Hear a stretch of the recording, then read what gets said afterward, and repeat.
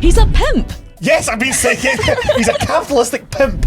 I would not be coming back to Kellermans for Neil. The thing is, he I has would a come back to Kellermans for Swayze. Right. Spat at me there. You've definitely had a sexy dance time in sleazies. Like Sexy dance time. Dirty dancing.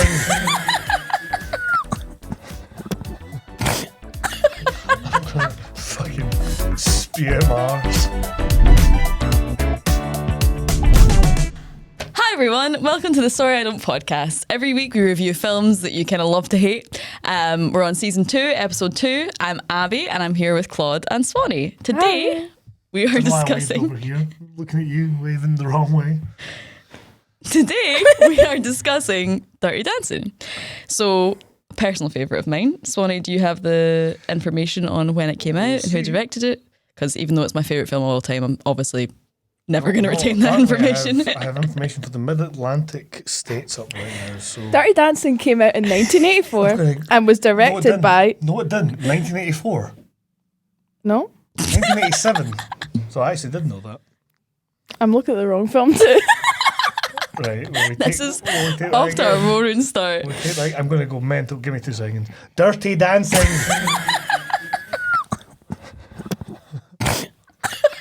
I'm going to fucking spew Mars. This is awful. Imagine we were live. Okay, should we just keep going? I'm gonna start crying. Okay. You were like, actually, fucking what film were you looking up? What film were you even looking up? Okay, so in Dirty Dancing, I've actually never seen you fucking cry before. I have. Well, I have, but not like this. That was my fault. Oh my god. Right. Why am I greeting? Because love is all around. So Dirty Dancing came out in 1987, directed by... Emile Ardolino. Excellent. So like I said, this is literally my favourite film of all time, and that's pretty much all I need to say about coming into this. I do hold this as the highest cinema has ever achieved. I love this film so much. Me and Claude are both currently wearing Dirty Dancing sweatshirts from my personal collection. I also have other clothes that are Dirty Dancing themed. I've literally got 3 Dirty Dancing t-shirts on top of this as well. I'm obsessed with this film. I love it. It's my favourite film. Tons of clothes that are dirty that she dances in. So, and with that, we can. Yeah, so how do you guys feel about this film? Had you seen it before? Yeah, I've seen Dirty Dancing loads of times. Such a classic. It's so feel good. I don't know whether I like Dirty Dancing as much or less than I like Ghost, but I love both. Just like anything with Patrick Swayze in it is always going to be a hit rather than a miss, you know. So yeah, I love it. You've not seen Roadhouse yet, have you? We've been recommended Roadhouse so many times watch though. Roadhouse on this podcast. I was suggesting to Swanee last night we should maybe do one Patrick Swayze film A season. Yeah. We start doing this, by the time we get to like season 7, the formula is going to be like, right, we already know what we're fucking watching. My experience with it, this was one of my mum's favourite films. So I'd seen it when I was younger. It'd been on in the background.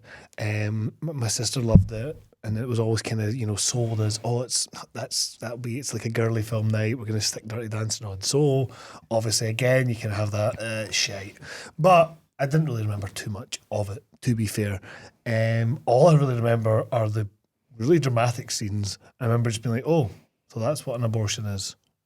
That was all I got from it. That was your big takeaway from Dirty Dancing. Legit, because like that and the actual yeah. song. Have you watched right? it when you were a kid? I guess. Yeah, but like I think that's when I learned that, which was weirdly enough.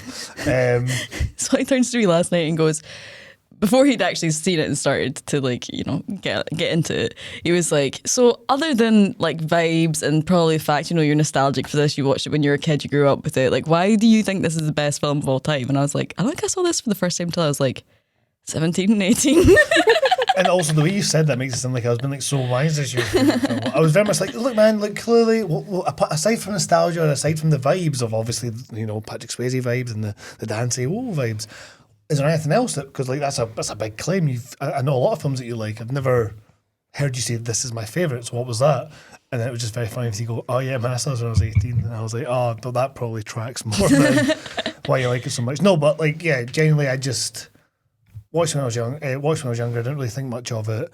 Was excited-ish to watch it again. I was like, oh yeah, cool, Dirty Dancing. And obviously, I know how important it is, and I've seen so many spoofs. Like one, you ever see Hot Rod? No. The Lone Island film that they did. No. It was very funny, but they do a spoof of the dancing sequence in the woods. So I always remember that. But I watched it again. I was like, all right, Mum, that's you were having a fun time in the 80s then. Jesus Christ. Moving on. Moving on swiftly. So actually, before we even delve into the plot, we watched this last night on Amazon, and I just want to highlight how Amazon has decided to sum up this film. It's the classic romance between an ugly duckling teeny bopper and a hunky dance instructor.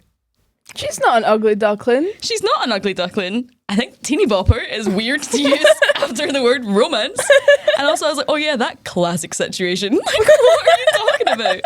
That's the worst way of describing What's this film. a teeny bopper? Is that a thing? Is that It's like a wee kid. No, it means it's like A wee short person. I think it literally means a teenager that's dancing. But in the time that has passed since then, like if you say like, oh, wee teeny bopper, you think of like, a waiting? yeah.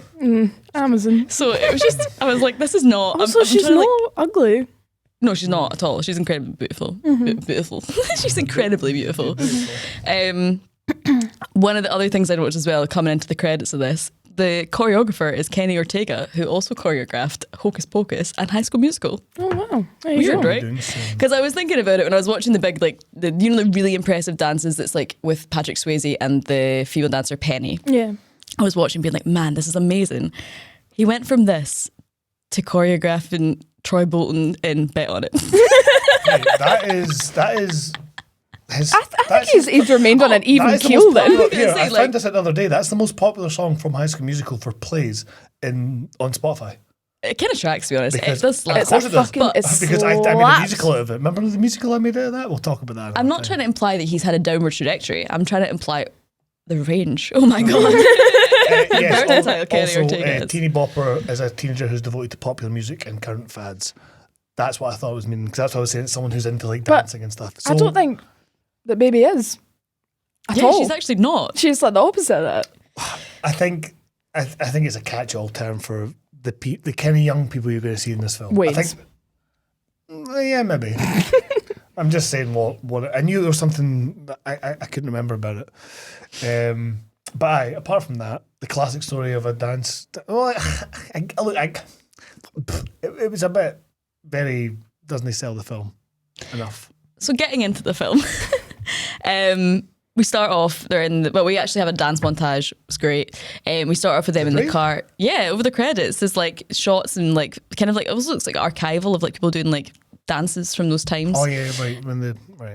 But we start off with them in the car to the holiday resort, and it sets up straight away. We get the iconic line, "This is the summer everyone called me baby, and it didn't occur to me to mind," which I thought was hilarious. That's a great line. And we also established, she says that no man will ever be as good as her dad, and that was her opinion at the time. So you know, we understand what the dynamic of the family is. They pull in, and I think I like that this film just starts straight away. Yeah, Kellerman comes over. Well, you're missing my favourite line at the start. A tragedy is three men stuck in a mine or police dogs used in Birmingham. The dad just brings us up when they're talking about, what was the tragedy they're talking about specifically? The sister, who already is annoying. They're talking about the luggage, aren't they? Yeah, she forgot to pack her coral shoes. Yeah, it's a tragedy. Like, it's a tragedy. And then the dad's just like, no, do you know what a real tragedy is? Three men stuck in a mine. That's fucking devastating. Also, do you hear about those police dogs that were used in Birmingham? Honey. And it's just like, it's a bit of a vibe shift. Yeah, well, the thing is, this film does this quite a lot. It does it in a really haha way, but it would just say something that's actually kind of deeply like, oh, that's a deep story you just told me there in a very casual way. Speaking of Kellerman, Yeah, so the dad constantly, like, to be fair, the sister is, like, annoying. Oh, she's so I keep annoying. writing in this, She's Lisa is a great. rat, man. oh, she is so annoying. But she is so annoying. But, like, the dad will be like, ah, ha, ha, jokes with baby. And then as soon as Lisa opens her mouth, he's like, Yeah, what are you shut up. talking about? Sit down, Lisa. Yeah. But Kellerman comes over. He's the owner of the holiday resort. And he's just so shocking. Every time he opens his mouth. Like, well, one of the first things he says, like, it's things that he says, you're like, oh, this kind of makes sense. And then you think about it for a second, you go, wait, that's got to unpack that. So he comes over and goes, if it wasn't for this man, pointing to her dad, I'd be standing here dead. Because he talks like, because the first What? he comes up to him and he's like, how's the heart? Which implies that he's, resuscitated him at some point? So, like, yeah, it's clearly implied. So, And that's for why he gets context, VIP access to... his spa. So, yeah, like, for context, baby's dad is a doctor, right? And it does seem to be implied that Kellerman's offering them a place here because he saved them and he's been his doctor for a while, which is good. But again, it's like a lot of top end information getting disguised as really casual. Hey, wasn't for this man, I'd be standing here dead. And you're like, mate, what? Yeah. That's not how you say that phrase. Everything he says is just like whiplash. Yeah. It's ridiculous. So he sends them off to a week in a gazebo where they're getting dance lessons. So you understand straight away that it's that kind of holiday. Everything's like activities and stuff to do. And then the next time we see Kellerman, he's giving a pep talk to his waiting staff. This was when I knew that this guy was at the top of my rogues list. So to clarify again, rogues, for those who are just tuning in, rogues are... The Rogues Gallery. The Rogues Gallery is a segment we do where the rogue is often the character with the biggest implied narrative. It doesn't mean that they are necessarily the villain of the piece, although that can go hand in hand. It's just The things that they say are kind of out there, a little bit kind of like not... They stop the movie dead when you see them and you're like, what the fuck are you doing? And that's Yeah. either yay or what is this? Again, like the whole idea of the podcast, ridiculous, maybe amazing, Something maybe just bad. really out of place. Yeah. Yeah. So Kellerman right now is giving me this. So can I go through Yeah, this? go little for it. Because speech? we had to pause this like every 20 seconds of this section so he could write down there. was Because every time he paused, he was like, wait. Pause again. So, right. So again, we start off with Kellerman. This speech actually kind of does it in a different way. I'm going to analyse These Kellerman's quotes are speech. numbered. Yes, they are. So Kellerman, this time he starts with a very generic opening sentence. He's given like a pep talk to his staff, and he goes, what was it? He headhunted them. Yeah, from the get-go, we start off pretty weird, and it just gets awful and awful. So he goes, I came out to Harvard and Yale to headhunt all of you. And you're like, all right, okay. For your waiting staff? Sure, okay. And then he goes, so guys, for a successful restaurant, keep your fingers out of the water. That's his first line. Like, yeah, okay. And then he goes, keep your hair out of the soup. Okay, funny. Again, why have you hired Yale guys to tell, okay, surely they should not. And he goes, and show the daughters a good time. All the daughters, even the dogs. Jesus fucking Christ, Kellerman. Like, nae subtlety, just like, hey, I hired you off from Harvard and Yale. I assumed you probably thought you were going to get a great job with this, but no, you're a waiter, and don't put your fingers in there, and don't put your hair in anything, and also shag all the daughters, even the ugly ones. Please, we need to. Like, It's like the most insane marketing strategy of all time. What does keep your fingers out the water even mean? That's why I'm saying. Like, Is he implying that they're just sitting like... No. handing out a glass of water like this with their thumb in it. Here you go, man, you thirsty? Oh, sorry. Here you go. Do you know what I mean? Like, Ivy League education, just dribbling water. hi, man, everywhere. I hired you to be a waiter because I'm so prejudiced that I can't trust anyone that's not been to Harvard or Yale not to put their fingers in the water. Kellerman's driving past Harvard and Yale in a blackout window van, rolling down the windows.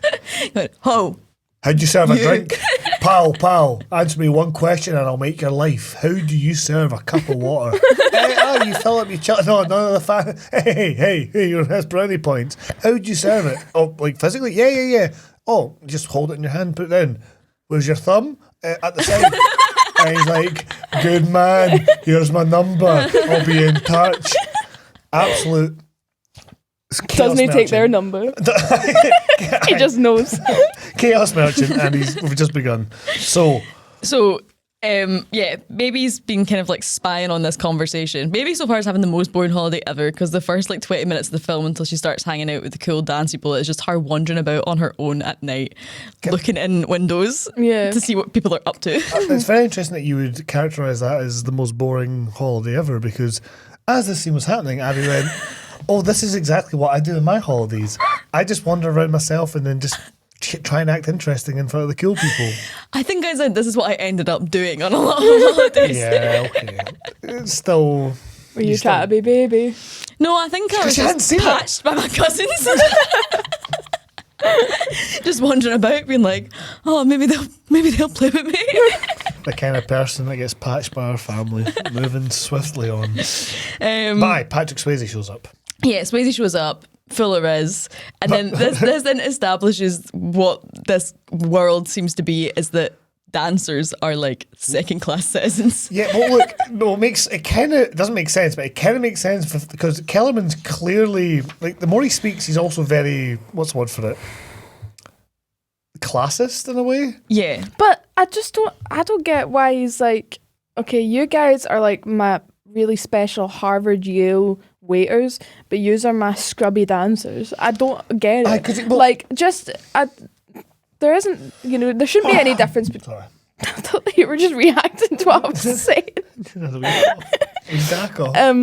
But like, surely if you were going to be doing waitressing, it's less skillful than being a good dancer. So why are they like the scrubbers? It's not like he's a fucking Zumba instructor. Like it's like doing something in Butlins. Like he's like a world-class ballroom dancer. He's a choreographer. And then he walks in and like a group of like attractive, clean-looking young men like swan in, and he's just like, if it isn't the entertainment staff, to a meeting he's clearly invited them to. Because the thing is, he's acting like he hasn't fucking hired them as well. It's his spa. He's just done this whole thing with the other guys going like all his water shenanigans and all the shag the daughters, and then it's almost as soon as Patrick Swayze comes in, like, oh, an actual candidate for, an attractive man, he suddenly goes, aye. Then he shagged the daughters. But no you though.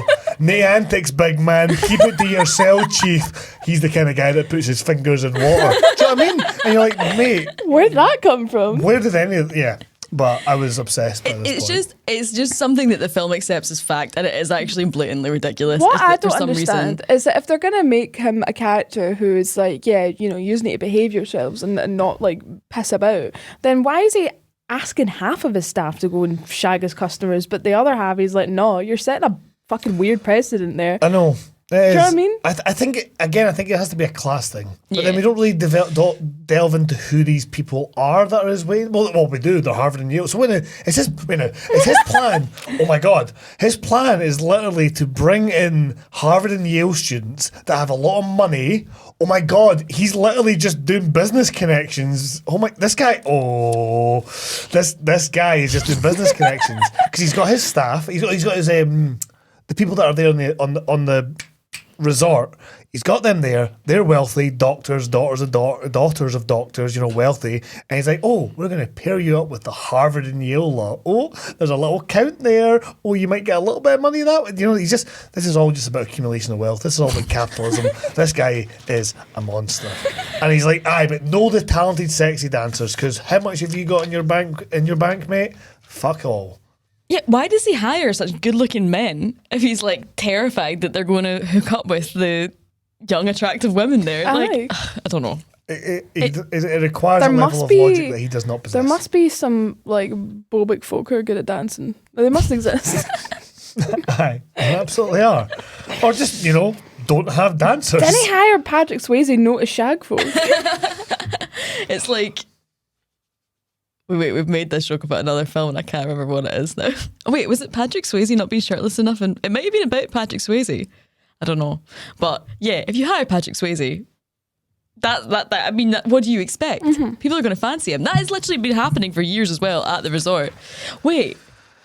Okay, saying this very quickly and then moving on. Mm-hmm. But surely he's aware that Patrick Swayze is hooking up with all the cougars. Yes. So that's why he hires him. They're allowed to seduce the old women. That's it. The upright dancing. Because he actually even says that for the daughters. So he hired. Oh my god, he has got this down to a T. The beautiful people in. He's a pimp. Yes, I've been saying he's a capitalistic pimp. He's trying to accumulate, but I think it goes beyond that. It's like he's trying to set up. He's keeping wealth within the same groups of families because he's like, nah, don't marry lower than your station. Marry here. Look at these lovely Yale students I've got working as shite waiters. And Patrick Swayze will shag all the cougars. What a system. It is strange. It's fucking it's an odd way of baffling. doing things. Have we thought into this too much, or do you think this is his this is actual? text. Do you think this is the director's intention, was to portray it as so? I've lost all sense of reality. Well, I'm so deep in this now, I can't see the wood for the trees. I think it's true. And also, if you look at the director's other works that are pretty, searing commentaries on these things. Then, Well, like the one I just told you about, yeah, like Sister Act. like 5 minutes ago. I'm totally taking the piss. It's like Sister Act. Moving on from this, Kellerman. So next we're at dinner, and this is when there's the comment that, like, baby doesn't finish her dinner, and then they're like, oh, are there not starving kids? Or mum goes, are there not starving kids in Europe? And well, probably like chances are. And it's like, oh no, is it Southeast Asia? Southeast Asia, yeah. Try Southeast Asia. Oh, baby wants to send her dinner to Southeast Asia. And then the dad goes full senile. He's just like, she made this little joke and he goes, waiter, Yale man, Yale. Can you send this food to Southeast Asia, please? And it's like, man. What are you talking about? What are you doing? But again, like, the dad cannot have a light-hearted conversation. He is such a buzzkill. He is such a buzzkill. And also, baby's kind of an arsehole in this because So her off-putting. dad goes, baby's going to change the world. And then baby turns and goes, Lisa's going to decorate it to her sister. And then Robbie, who is the waiter, who continuously throughout this whole film is just the worst, goes, she already does. In front of the parents, right? And the whole way through this film, the parents are like, Robbie is a Love paragon Robbie. of virtue. Love Robbie. Harvard medical student Robbie, love him. And he doesn't even try to hide the fact that he's horrible to the core. Every single scene you see Robbie in, he's doing something unabashedly shocking. doing something shocking. And everyone's just like, he's great. Yeah, the dad's like, ha ha ha. up until literally the very last scene in the entire film, fucking Lumiere is still on Robbie's side. Oh yeah, the dad is... Until, like, he actually has to go up into his face and be like, yeah, that was me, I got that girl pregnant and I don't give a fuck, before he was like, and he maybe assumes no. that they all knew about it and were okay with it because he's not trying to hide the fact that he's a horrible person the entire time and they've been fine with that. But yeah, Robbie is sleazy. Then we meet Neil, who is probably my least favourite character in this whole film. Neil is Kellerman's nephew and he just loves himself and he's just a wee guy and he's got far he's too much such confidence. a snotty wee... Job's worth. I've just written down Kellerman shows us his wee lad Neil. Immediately the Boyd radar goes off. And Neil just shows up like, hiya. My daddy says I can touch the girls if I want to. You're like, Jesus, I bet he fucking did. I bet he did. Neil is just repeatedly foisted on baby the entire way throughout this and she's just like, can you not? Who's planned this as well? Kellerman. Kellerman. Kellerman's planned all of this. God, he's just wanting to hook everyone up, get all his lads shagging, get all the cougars away from their husbands and shagging, come there to spend money with him, but then go back to their husbands eventually. But he also, at the end of the film, says that he's worried that the place is going to shut down because the kids don't want to come to these places. They want to go to Europe. So he's trying to set up all these like holiday romances so he can keep himself in business. Oh, that is what he's doing. Then why wouldn't you let them go with the hot ones? Aye. That'd be so much better for business. I would not be coming back to Kellerman's for Neil. thing is, he I would has a come back grand- to Kellerman's for Swayze. He has a grand business plan, but he just does not know how to execute it well. I wonder how many times he's tried this with Neil. Oh, well, apparently Neil to baby is like, oh, I got the lifeguards girl last week. And it's like, why would you tell that to the girl that you're trying to get with? What is going on? Anyway. So now we come to your favourite character? Probably my favourite scene in this, and this is where I have a real issue because we introduced Rogue Contender number 2. So basically, for some reason, after Neil the Creep's introduced, everyone's getting ready for a wee show. We decided to go and jump into Twin Peaks season 2 for a little bit and have fucking Tito Suarez, this old guy in his fucking white suit jacket. He just comes on stage and starts dancing with the jazz music, but not like normally. Not even like, just in a really offbeat but specific way. And then he has this like, Kellerman joins him. And it's like, haha. And Kellerman and this host, who we know as Tito Suarez, which is a great name, they have like this seductive, ritualistic little emotive No one dance with each speaks other. for like a Like- full minute. That's their two faces. They're like, boom, boom, boom, boom, boom, ooh, ooh, ooh, doo-doo-doo-doo. And you're like, what the fuck am I watching? It looks like he's dissociating, and then you watch it and you're like, am I dissociating? Like, what's happening? It just feels like it jumped into a completely different film for Yes, like. I generally think they're just conducting the annual ritual. The annual magical opening ritual. Yeah, the opening ritual, yeah. So I've just got like, who is this ghost of the cabaret? Because he just, every time you see Tito, he's just hanging in the background, like just standing here like this. Love Tito. So we're broken out of this reverie by Swayze enters again with Penny the dancer, and they do this like amazing, really sexy, really like amazing dance. Probably the best actual choreography in the whole film, like in terms of technically advanced. Yep. And Baby's just like totally mesmerized. Neil's like, ugh, it's the dance people. And I'm like, what is this weird prejudice? This whole venture is about going to learn basically how to dance. The only other things you hear them doing is playing fucking like bowls and charades. So the most fun thing to do there might probably be a pool. is dancing. And there's hundreds of dance instructors, right? So it must be a pretty prevalent part. And then at the same time, everyone keeps going like, "Oh, look at that bogging dancer!" And they're Like, kept what are in, you doing other than sheds. going and hanging out with the fucking dancers? No, I know. Like, what's it like? Fucking Neil's like, who invited the evening's entertainment? and then Kellerman's like, It's that gig and being like, ugh, who invited the band? yeah. And then Kellerman has like this twin spasm mixed shite time just watching it all. And you're like, mate, you hired these people. You hired these people. And then Neil is buoyed because no one's paying attention to Neil and his no riz. And Then Baby has another quintessential family holiday experience where Neil's like, we haven't talked before we move on. Baby's face as well, whenever she's watching anyone, is so glagy. It looks like she's dissociated the entire time. She's just pure like jaws hanging open, like. yes, exactly it. there's a bit later on. Did you note when that happens later on? Like it happens so many No, but times. there's that bit where you made me Oh, rewind yeah, I back replayed twice just to see this 9 seconds of Baby just doing what you just did there. We'll get there. She We'll just get looks like there. she smelt a shocking fire and it sent her back like 10 years. It just looks like she's Well- never seen an adult man in her life. To be fair, And she's like, that is like it is. So she does that well, if that was what was meant to be communicated. But no, to be fair, as we found out when we were reading up about and for what you told me as well, like the actual production of it, her and Swayze didn't get on that much. No. Because Swayze was all consummate professional and she was just having a laugh and taking the piss a bit. she was just like, So I feel being like young and maybe not in a bad way. I think maybe that her making the social face is literally she had to. Otherwise she was just going to be pissing herself all the time. or raging at him. Or raging at him. Like just going completely blank behind the eyes. Did they ever get on? Yeah, well, they worked on a film before, 1984. I forget what it was called. Red Dawn. Red Dawn. And she hated him from that. She was like, I want fucking nothing to do with him again.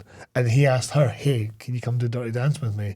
So they did a screen test that was apparently fucking amazing. And that screen test is, soon we have that dance sex scene, love scene later on. Yeah, when they finally actually hook up. Hook up. That it wasn't meant to be a dance sequence in that. They actually just they just redid the screen test dance that they did that was so good. And actually at one point when they were getting raging at each other so fucking much and they couldn't get scenes done, the director sat them down and made them watch that tape again and be like, look guys, this is how good you can be.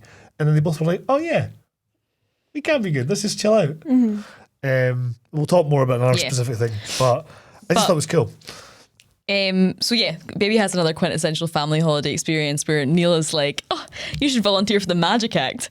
And Cut to a shite magician fucking Shut to Ian the Magician. no. a real life rogue. Oh God, how's that going to go? No, sorry. Cut to this magician, and he's it's fine. He's doing the sawing her in half, and Baby's the girl in the middle. But we looked it up. We were like, oh, who plays this guy? His name is Cousin Brucey Morrow.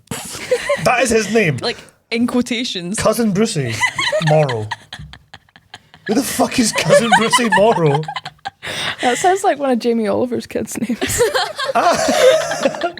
Aye, it does. Oh, fuck. Anyway. But yeah, she's having a horrible time. And then, we should also mention another character that's in it. Notable character actor. I forget his name. He's in Seinfeld, Jurassic Park. Aye. The compere. Yeah, he's there. guy. He's just taking the piss, telling jokes and sweating himself to death. That's all he's doing in this film. His joke's shocking. He's like, I brought a girl. That was shocking. I brought a girl home. She's just exactly like my mom. My dad didn't like her. What's up, everyone? What's the airline food like? I'm like, Jesus, man, take a break. Yeah, every single person that's not a sexy dancer in this is It's shocking. too much and not enough at the same time. Agreed. Well, no, I think Kellerman's enough. Maybe not for the plot, but in terms of the depths of the human soul that you can get into I this can't fall character. into the Kellerman hole again. Oh, don't worry, we'll be back soon enough. The K-hole. Yeah, Kellerman's my K-hole. So, Baby's on another wee sad wander herself. And she bumps into one of the dancers and he's trying to carry 3 insanely massive watermelons. And she tries to help him out with it. Deformed watermelons. Yeah, they're like Oblong watermelons. really strange, like phallic watermelons. Very phallic. Definitely deliberate. Perhaps. So she helps him carry these watermelons up to a party and he throws open the doors to what I hope heaven looks like. Like, I hope when I die, I'll be standing at those barn doors and someone's going to throw open the doors and there's going to be a room full of sexy dancers dancing to Do You Love Me? And I'm going to be like, I'm home. Like, that would be the perfect scenario. I was like watching it. I was like, I want to jump through the TV and be there. Like, that's so cool. And I know that people do like dirty dancing immersive cinematic experiences and I feel like that would probably be like the worst thing I could Oh my ever god, can you attend in imagine him my at life. Bobix, man? Can you imagine the amount of people just like using it as an excuse to like Grind on Yeah, you. grind on you and sweat all over you Sweat and you're like, This is kind of like sleazies on a Saturday night and I was like, what? In terms of the vibe... Sorry, I fucking don't. Right. Dirty dancing, the barn scene is like sleazies on a Saturday night. Aye, people are all dancing away and it's all a vibe. It just reminded me That's of that like kind of place. saying that the sexy dance scene before they actually shag's just like mango because there's less folk in it. Aye, but you're not shagging at that. That doesn't track. You might I not. thought you were going to say, it would be like saying it's like the sex scene in the room and I was like, Claude, he did say exactly that. It is like that. But no, so, I mean, yeah, that's not been my experience with sleazies. No, just look. I've off. Well, You actually, compared, Baby and Johnny to The Room and Nice and Sleazies on Sauchiehall Hall Street. What are you about to say? I'm not going to go into specifics, but you've definitely had a sexy dance time in sleazies doing dances like that. Aye, but it wasn't like Sexy that. dance time? No, I'm just saying. It was probably a minging. sexy dance time. Oh, you sexy dance In time? the context of what we're talking about, I'd never say a sexy dance time. But in the context of talking about a sexy dance scene, I think it's fine to say a sexy dance time. Sorry for your ears, Cammy. Not sorry for your ears, listener. Claude does this to me. The fucking Right. spat at me there. I pretended to spit. So the party's great. Yeah, it's like And sleazies. that's also the first time we It's learned not. that. It is. Start again. So the party's great. And also this is the first time that we learned that Johnny's name is Johnny Castle. And all the time that we were talking about Point Break, I was like, why does Johnny Utah sound like such a funny fake name? And I was like, because these dudes like Johnny Castle, Johnny Utah. Yeah. It's like, it just sounds made up. It It's is. so weird. I wouldn't think in my own head that Johnny on its own was a sexy name, and I don't know if it's just like less sexy in Scotland, but like in all the films, like the American films, it's always quite a sexy name, Johnny. Yeah. You know. We're just alienating everyone today on this podcast that Johnny's no hot, sleazies is shite. I didn't say Sleazy's was shite. Yeah. I said I did not watch the. I forgot I knew two Johnnies. Also, everyone that isn't hot is called a homophobic. It's because you call condoms Johnnies. That's why. Oh, there you go. That's no Saved sexy, by is it? the Nice save. Tell. So, yeah, we learned that he's called Johnny Castle. Baby's doing that face again where she's just like cannot cope with the fact that he exists. Johnny comes over and he's like, what's she doing here? Because again, Bella and Edward, he just is like kind of disgusted by her and is like, I don't want you around, wee lassie. And she's like, I carried a watermelon. And he walks away and she's like, why did I say that? Carried a watermelon. What is wrong with me? Like she says that and he just like cringes. You see him like visibly go, oh. Yeah, he doesn't even reply. He just winces and walks away. And starts in a sexy wee dance with somebody. But then he calms down, collects himself. How's the dance with her? And then he does. She starts to show her how to dance, and everyone seems to like, because like later on in the film when they're like, who's going to replace Penny in this dance? His cousin is like, oh well, she can move, and I'm like, based on that, based on what we just saw, In the barn, she's literally so like, stiff. she's very cardboard. It's like, you know when a kid like walks on your You shoes. talking about baby? Yeah. Yeah, I at the thought she was start. quite good at the start. She got into it No, more. she's not meant to be good at the start. He's kind of teaching her because she's like Yeah, kind of but she she's looks kind of stiff and uncomfortable. awkward and Yeah. uncomfortable, and he's like, listen up and like don't look at the floor, look at me. That's where all that chat comes from. I'd read it differently, that she kind of got into it more by the end and was actually all right by the end. Yeah, she starts to Yeah. feel more comfortable with him, but like she definitely looks like a stiff dancer, which is fair. But it's just funny that later on he's like, she can move, and I'm like, yeah, obviously she can. Like maybe he has some sort of dancerly insight I don't possess, but like based on that, I would not be volunteering her to take part in some kind of like actual professional Show. dance show. Given that there's loads of dancer instructors that obviously Oh, No, I'll get to that. I'll get to that. No, he literally has a Massive troupe of dancers. And goes, you know what? None of you guys are good enough. New girl, I'm going to spend 3 weeks. I'm going to drill this into you. And we're going to really fuck. And you're like, mate, Stacey could fucking do it. She taught her how to do it. But yeah, so they dance. Johnny disappears into the night, and Baby continues to kind of dance on her own, and it is like the most cringy thing that anyone has ever done. It's like the Chandler Bing dance. It's just like, what are you doing? Why are you 'cause he improvising? just leaves. You started dancing like literally 2.5 minutes ago. Don't Calm be this down. confident. Calm down. you don't know anyone here. I just love this idea that he brings all the new people in and is like, hee hee, oh, cheeky headness, but no shagging. And then runs away, and then they're just left there like overcome. So the next day, all the women are participating in the classic holiday activity of trying on wigs. Yeah. Like they're just all sitting at a table trying on random wigs. Outside in the sun. Why is that a thing? And she tries on a stupid wig, and he walks past and goes, looking good, ladies, and she like knocks it off her head. Like And immediately sorts her hair. yeah, and it's like, oh my goodness. Like, I wrote down she does the Baby goes full Abby when her quote unquote lad to be shows up. but it's charming. That 'cause is that very is charming. what it's like, Yeah, especially for me.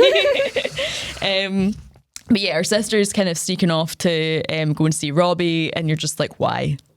Why? He's not got a single redeemable When quality. did this happen? So Also, can I just clarify? This takes place over a week, right? I think it's longer than a week. I think It fucking better be. yeah, because like I think gonna go mad. they rock up and they're there for like the summer. They're there for the summer. Right. Yes. I think That's it's so fine. Yeah, it's That's like a month so or two fine. at least. It's just because I think I was confused because at the end, obviously, they're like, oh, but we finish up on Sunday. So I just assumed it started on Monday, and I was like, what the fuck?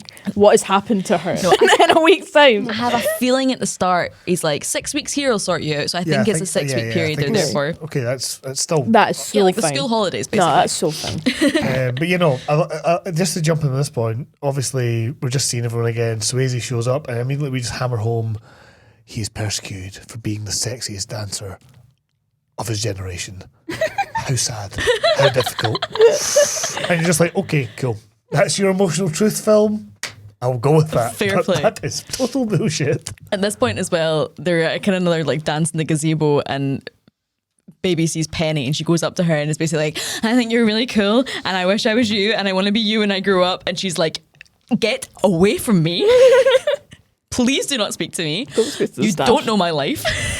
You have no idea what it's like to be me. Which, you know, in about 5 minutes we understand that there's context to that. But Yeah. it just seems like she's being so incredibly harshed out. Yeah, right. Like it just seems like it comes out of absolute nowhere. And Baby looks like she's about to like literally die. Combust. I know, and then we get another little bit of Kellerman kind of unveiling some of his operation here. So I've got a couple of notes on that. So he's already pimping. He then reveals that he now has got he's kind of robbing people via lucrative gambling opportunities. It's like, yeah, get steaming with us, and all that money you've got, come to our casino. And he's giving like a little nudge to the people that work in the casino, and you're like, what's going on there? Oh, and also he's psychoanalyzing why people enjoy sexy holidays. like legit, he talks to one of his clients, or this woman comes over and he's like, oh, Swayze, go dance with this cougar. She'd love to dance with you. And he just watches her and she's like, oh, I love it here. Oh, my husband can't get here. And he's like, yeah. So I was just talking to like himself. Yeah, their husbands don't come here all the time with them. They're working, but they come here, you know. It is a hardship, I know. And you're like, mate, who is he talking to in that scene? Who is he talking to in that scene? Himself. Tito. No, he's communicating with Tito through the fucking void. Like him and Tito are just like, you know, The Shining, where like you can have like, you can shine with one another. That's the thing as well. They allude up until like one of the last scenes as well that him like getting off of cougars is going to become some kind of factor. Like the cougar is going to, you know, expose that like Baby and Johnny are together, and it never happens. Just doesn't. Why does this keep getting brought up? I don't know. I think it's basically to just for him, that one scene where she's like, is he gonna, you know, try and cheat on me, and then he doesn't? Is that what all that was for? I think it's for that, and also to give him more of a tragic backstory, because I think they maybe got halfway through the film and went, it's really difficult to feel sorry for him because he's so beautiful and talented. I think that is the thing with this film. The underlying thing is, it's tragic because Swayze got pimped. And that is sad. They even like show off his room, and he's like, yeah, it's a bit of state, isn't it? And it's like kind of beautiful. No, but it's like, it's scabby. It's like, scabby, but it's like, again, it's a cabin in the woods where he does sexy dancing. He's got a record player and stuff like that, and they're in Hunters of Space to dance. It's not that sad. But it's not a cupboard. It could be a cupboard. The waiting staff, the cleaning staff, all the other staff at the hotel are, you know, up in like a room in the hotel. A room in the, and then they've given Swayze like a shack. I'm like, oh, aye, this was a beach shack. No, totally. He got that. It is a beach shack. He totally got that, and then it was like, oh my god, there's so much space. I'll design it this way. I'll do it like that, and then he just never fucking did. He just went, I'll put that there. I'll put that rug up there. Aye, somebody died in that cabin, and there's a rumor that it's haunted, and they've just shoved him in there. There's actually a scene where Baby's hiding in like a storeroom somewhere where there's also a makeshift bed, which suggests that someone else is being made to sleep there, and that room has more stuff in it than Swayze's because we thought it quarters. Was his room at first. Whoa. Yeah, it's ridiculous. But Neil shows up. He's been a job's worth arsehole again. He's like, where's Penny? And Swayze's like, oh, like, she's having some time off. Is that okay with you? And he's like, no, it's not. Baby, let's go for a walk. And he just continues to be the worst. He calls himself the catch of the century and goes on to explain that last week he stole a lassie from Jamie the lifeguard. And then when Jamie Jamie asks her, what does he have that I don't? He proudly says, 2 hotels. 2 hotels. Not personality. Listen, Neil. No, you don't. Not looks. Kellerman does. And he's barely holding on by the schemes that he's doing. How much longer? I want to see. That's why he's doing these schemes, because it's not making money the normal ways. I want to see I want that to be, you know, they're making a sequel now, like years later. I want it to be Neil living in abandoned Kellermans. Wait now, they're making a sequel without Swayze? Yeah. How can they do that?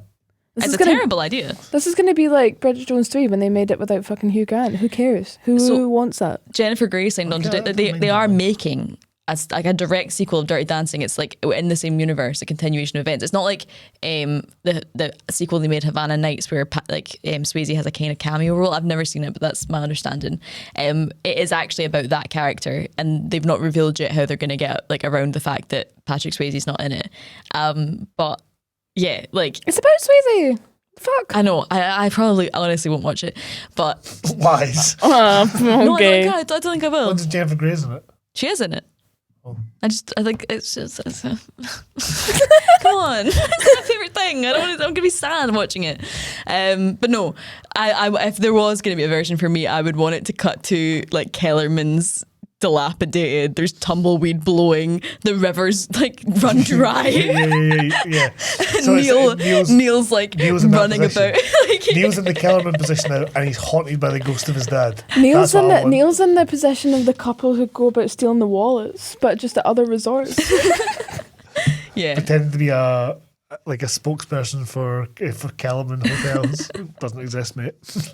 But yeah, he sucks. He just sucks. And then we see Robbie and Lisa having an argument. It seems as if Robbie's maybe tried to like pressure Lisa into having sex with him.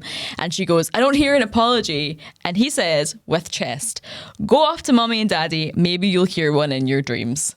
Jesus. This is the kind of stand-up guy that our Robbie is, and does not hide the fact that he is. But everyone else seems to be convinced. Absolutely. And then Neil, reading the room as well as he always does, turns to baby and goes, sorry you had to see that.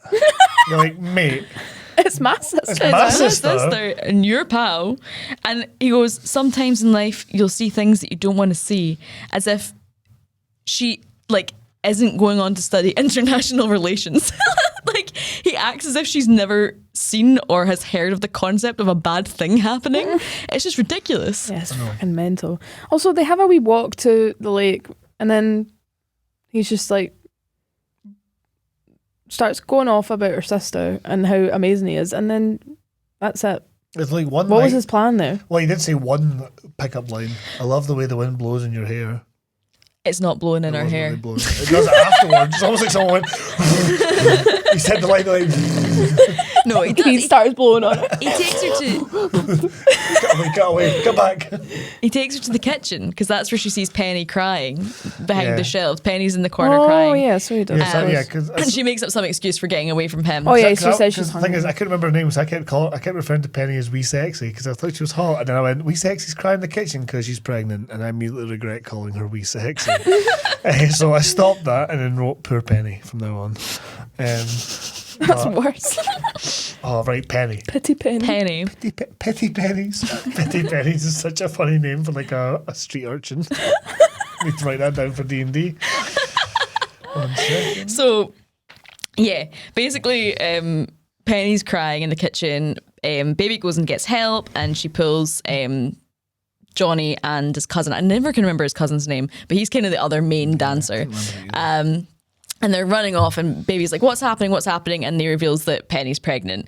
And Baby quite rudely says to Johnny's cousin, what's he going to do about it? As if he's not standing right there.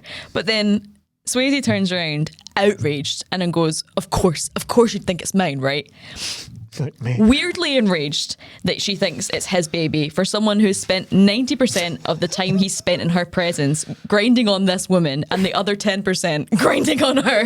No. How dare you think? How do you think I'm sexy? How do you think I'm sexually active? How do you think that I'm with this woman who, and literally all you've seen me do so far is rub my body on her. And no one else, no other guy. And then found out that they might not be together now, but they definitely did shag. So you would definitely just assume, they've definitely hooked up again and now she's pregnant. He's always outraged by this. He's like, I can't believe you'd think it's me. It's like, don't just fucking clarify. At no point when somebody accuses him of being the father of that baby does he just go, I'm not. Yeah. Do you know what I mean? It would solve so many problems. Like he says to the dad, he's like, I'm not the guy you think I am. And then he's like, I don't like guys like you know, just going around getting girls pregnant and just like letting other people deal with it. And he's like, yeah, you would think that. Of course you would. But doesn't clarify, I didn't. Yeah, Never says it. The film is the classic example of if folk just chatted a little bit more, they would solve these things much easier. It'd be alright. Honestly, I feel like if Kellerman just spoke to any of his lawyers, he'd do much better with the business. Yeah, this is definitely in the time before sexual harassment lawsuits and like. Oh God! Can you imagine? That's what put Kellerman out of business. That is what puts Kellerman out of business. That's the final death knell. All these lawsuits are coming through. What lawsuits? Folk are saying that we're sexually assaulted. Well, we're not harassing anyone, mate. They're like, mate, you were, but Neil, he's got Neil burning files like Danny DeVito. It's Always Sunny. It's Always Sunny. All the notes about how to headhunt people from Harvard and Yale looking for the sexies that don't spit in the soup. Just trying to get rid of all this, and then when we cut to 50 years of records gone. When we cut to the present day, Neil's trying to pay off all the lawsuits. He's got nothing left. I want this. That's the only Dirty Dancing sequel I want. Left is Tito. Tito never ages, never dies. Tito will always be dancing in your eyes. But yeah, it turns out obviously Penny's pregnant and she reveals that Robbie is the father. So they're kind of like, what do we do about this? So we cut to the next morning and Robbie gives Baby a book, The Fountainhead, and basically is trying to like mansplain and trying to like be like, oh, you're so intelligent, you're gonna love this. And Baby, who has now found out, who gives her the Robbie Robbie? does. Yeah. gives her the fountainhead, or tries to, and Baby pours water on him and is just like, you're trying to shag my sister. I've met Penny, by the way. You're awful. You're horrible. Stay away from me. So why does he give her the? Is he trying to shag her as well? Aye, yeah, he's trying to like touch on her kind of intellectual side, and he's like, oh, Just actual giggle. Gleefully. This guy's a monster. He's such a monster. He's so like. Well, what do you expect? cartoonishly evil. this is what he's been hired for. This is what Kellerman's fucking job description gets. He's like that. I think I'll get a bonus this year if I can give her the fountainhead. He's like, no, honestly, he, by the standards of his employer, is the best employee that has ever been in this fucking place. He's spinning all the plates. Yeah, he's like sweating, he's running like, about. oh, I've done it. I've impregnated 3 of them this week. It's like, oh, well done, my man. We'll get there. You get that bonus, Robbie. We'll all go to the fucking spa this summer so we can all go see Daddy. Shocking. Oh, Jesus. But yeah, then we get a scene on a golf course where Baby goes up to her dad and's like, can I have $250 please? And you can't ask why. And her What? dad's like, Okay. you're awesome. You'll never do anything wrong. Like, do you know what? Is it something illegal? Why would I ask that? Yeah. On you go. So look, he's very trusting. But like, you know, as a request, $250 for a secret reason. Okay, it is a bit unreasonable, but it's also kind of reasonable if you trust and have that level of I trust. can so see you asking us for £250 for a secret reason. No Yeah, question would. asked. No question asked. But then one inflation calculator test later, that's $2,000. She's asking for the equivalent of $2,000. But the thing is as well, they're in a really captive environment. So like, what does she want $2,000 for at an all-inclusive holiday resort? What is he thinking? What, like, he's so blindly trusting. I mean, like, what is there to spend money on? Is she gonna like fill the car with Kellerman's merch? Is she gonna lose it all in a poker She game does- run by Kellerman? She Like, does say somebody needs help. So maybe it's But like what a does car. he think's Maybe happening? this is a car thing. Maybe like someone's car, they need to get here for the dance. why couldn't you tell him that? Well, right? He's Because so I don't know. trusting. The Yeah. only things that you would need $2,000 for in a locked environment is nefarious. You know? Yeah. And he's like, I love you. I'll have it for you you by go. dinner time. Is it illegal? No, it's just for the booze that the older boys are going to buy us. Do you know what I mean? He Not doesn't illegal. even know that she's made friends with these people. I So know. as far as he's concerned, she doesn't know anyone there. It's just bizarre. To be fair, he might just be like, well, to be fair, he's always going, she's going to change the world. Maybe he's like, oh, she's met someone that's like, if you do this, we can build this well in Africa. And do you know, something ridiculous like that. Honestly. And he's just like, she just needs a little bit of capital. My brilliant daughter. So then we get to, Baby basically runs in and is like, look what I've done. I've got you the money. You're good to go. No problems anymore. And they turn down the money because of Reasons. there is a dance performance at a sister hotel that Penny has to perform in. And no one else can cover for her, and they name off like 3 other girls' names because they have to cover for her at the hotel because she's not meant to be dancing at the other hotel anyway. And everyone has to work, Baby. We can't just take a day off, right? So there's this big convoluted thing where they're all going to lose their jobs apparently if Penny doesn't show up for either one of her, like for both of her shifts, basically, or somebody covers them. That's how contracts work. Well, I mean, in Kellerman actually, yeah, Kellerman is, you're all hired. You live by one, you die by one. dancers have no rights, Swanee. They're an oppressed group in 1980s America. I forgot. 60s. 1960s, it's before Yeah, it's set in the 60s. Kennedy.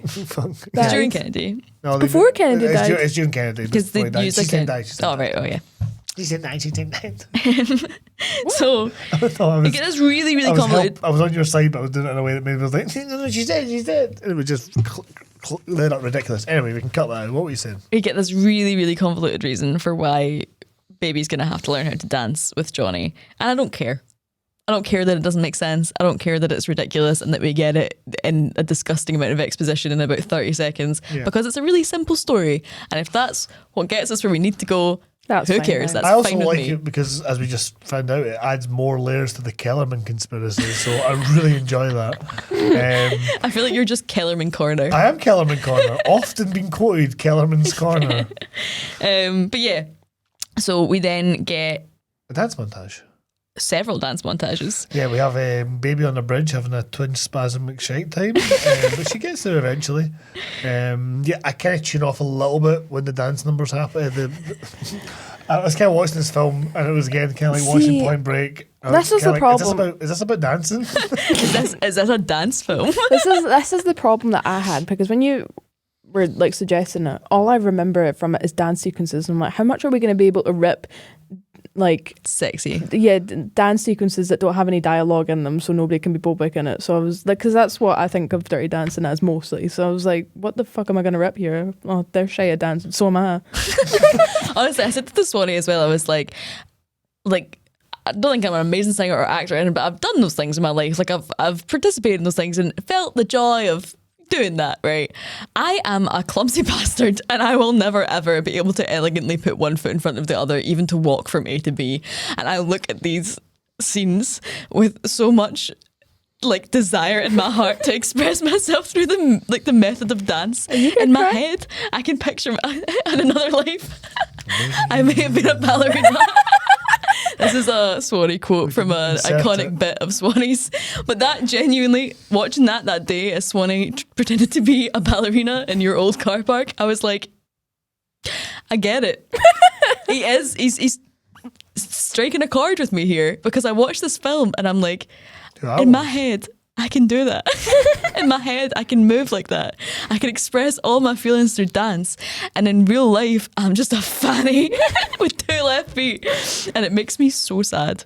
It makes me really sad. I had this rant about 3 times last night. I was like, I can't fucking dance. It makes me really upset. I'm getting really obsessed. You might not get this because you aren't on TikTok as much, but there's something, and it's called what's it called? The Pine Grove Shuffle, right? And it's so simple. It's literally just like putting one foot in front of the other and then back and then forward again, and then like moving your arms a little bit, and it's to like a wee kind of sad acoustic song.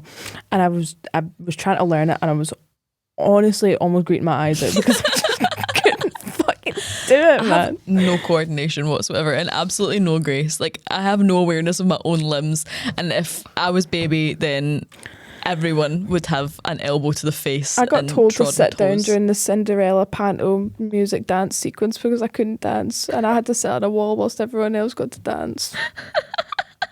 Jesus. Because it was mortifying.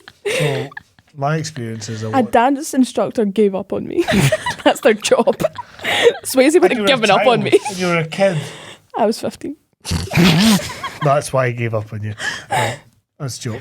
My only experience with this is I watched Step Up when I was like 15, and then went, oh, I wish I could dance for like a day. So did you ever try to do the dances from Step Up? I think me and my pals and like name them. I think it was Blair must have been. It was me and Bobik. Me and Bobik. No, it just it was me and my mom. No, I'll give you the full extent of us trying to be dancers. Me and him, the 3 lassies we were with, walking from the cinema on this side of the car park. Were the 3 lassies your moz and your sister? No, they were friends. I had friends growing up. Dick. Literally, our trial of trying to become dancers went from the cinema across the car park to the Tesco. And then we went, nah, I can't really do this. And then but we were dancing over like bollards and being like, oh, inspired. And then we went and got fucking like ice cream. Right. And just gave up on the dream. You were an unusual 15-year-old man. I was. I got Moving on. The excitement of watching choreographed dance numbers in a cinematic setting made me want to dance. Sorry. It's all right. So, I have to touch on as well kill myself. the fact that Hungry Eyes by Eric Carmen is playing always at the top of my summer playlist. Contentious Last Night in the Flat. I think it's a great song. Swanee despises it. It's an amazing song. It is a good song. I don't despise it. So fitting It's as well. fine. It's really sexy. I don't think it works here. But not in an outward way. It's just quite it's quite teasy. Yeah. I think my issue with another issue I had with the film is it's set in the 60s and half the songs from the 80s, and it annoyed me. I just wanted 60s music the whole fucking time. I don't care. No, I like the mix. Yeah. 'Cause I love the soundtrack. Yeah. It's so good. It's so good. And I definitely have it on vinyl. Yeah, I just wrote Hungry Eyes, a song that does not do enough. So they have a bit of an argument. So he's like, right, let's get out of here. Let's go on a wee trip outside. Oh yeah, because he's properly inducting her into his soul of dance, fucking weird, cheeky, sexy, but not sex cult. With heartbeat rituals. We have the heartbeat ritual. Yeah, so they're connecting over all these kind of like, they're getting closer physically, literally because of the dance and also emotionally. And then he's like, they have a bit of a tiff because he tells her off for not concentrating. And she's like, I'm literally doing you a favour. Could you actually just be nice to me, please? There's no need for this. And he's like, okay, cool. Let's go outside. Let's take a break. And then he just smashes his car window with a bollard. With a bollard. I don't know why. He like kicks it on all sides. He's left his picks keys it up. The car. Yeah, but like he's not went for any other mode of like, is there any way I could get these keys out the car other than I'm just going to smash the fuck out my own car? This guy doesn't have money. 3 cougars to fix that. Aye. This guy's apparently downtrodden down on his luck, like rubbing all these pennies together Honestly, to try and make it through the summer, and he's just like, fuck my car. Honestly, I can relate to him in that situation because he's like, oh, pretty girl, I'm trying to go and do this thing with. Oh, fucking, the car's not opening. Fuck it, smash it. Hey, you were getting wet. There you go. Let's go. I could understand. He's also trying to like grandstand in front of her a little bit. I can totally understand why you would do that. It's fucking stupid. This is when we see like they're dancing. He's trying to teach her how to balance, and he's giving her a little bit of context. This is the first time he really starts to mention the fact that he's from like, like not a well-off background, and he got headhunted out of a luncheonette because apparently some guy walked in one day and went to any you want to be dancers, and then somehow like a year later he's a world-class ballroom dancer. That's the origin story I want. You know how we're doing a Willy Wonka origin story now? Like Wonka. No, I want that. I want you can dance. But the thing is, he's like, some guy walked into a luncheonette and went, are you up to anything right now? And he was like, no. And he's like, do you want to come and learn how to be a dance instructor? And that person was definitely Kellerman. A young Kellerman. Not even a young Kellerman. It was a year ago. Swayze's not even that old, man. Kellerman goes into a luncheonette at the side of the road and is like, let me pick out some hot ruffians. It can't be Kellerman. It has to be something sent by Kellerman. No, it's Kellerman. He doesn't. Kellerman only goes to Harvard and Yale. He sends the lackeys to go. It's Neil. Neil walks in. But yeah, what an odd origin story. It's very funny. Some guy walked into a diner and went, do you want to be a dancer? And that shaped the rest of my life. Like, what is he talking about? But anyway. They're, trying to balance on this thing, and then Swanee goes, aye, it's all fun and games until somebody gets a scalp. I said splinter. No, scalp was funnier. Aye, great wee methods and all that. Aye, and the wee shaggy cult, but you're all getting fired now because baby got a fucking bit of wood in her foot. Well done. That's an accident report form waiting to happen. It is. Apparently he broke his knee. Doing that scene, yeah. I'm not surprised. He had to get his knee. Oh, sorry, no, badly damaged, and he had to get fluid drained from it. So obviously he fucked it up, and it got a big padding of pus. Thanks. My knee's right there. Imagine. I don't want to. Knee. See if I had a pussy knee and I slapped it, it'd be hitting you right in the fucking side of the head right now. I'm really sorry for everyone who's like listening a custard to this. donut. Like a custard. Made it worse. So then we get another scene. I'm gonna stop myself. Then we get another scene, which is the one pictured on my jumper, the iconic one where he shows her how to do the lifts in the lake, and they're just like messing about, and they're like, like playing in the water. It's really sexy. Really romantic. Really romantic. Love it. Then we cut to Penny is helping baby get ready for the big performance. Yeah, night before basically, or day of sort of thing. And she starts opening up to her about how terrified she is to go through the experience of an abortion. So this is so funny. So Penny is like, she's been kind of hard-assed. She's been very thankful for things, but like trying to keep her, herself together. Like, oh, thank you. But then she actually goes, baby, listen, I'm going to be really open. I'm going to be really vulnerable with you right now. Thank you so much for helping me. Like, we would lose everything if it wasn't for you. And she's literally just like, oh, thanks, babe, same. Yeah, she's like, I'm so scared for the dance. she literally goes, do I look good? She asks if her outfit looks alright. Yeah, oh yeah, do I look okay? She goes, but then she says, and then they start talking again, it gets more serious.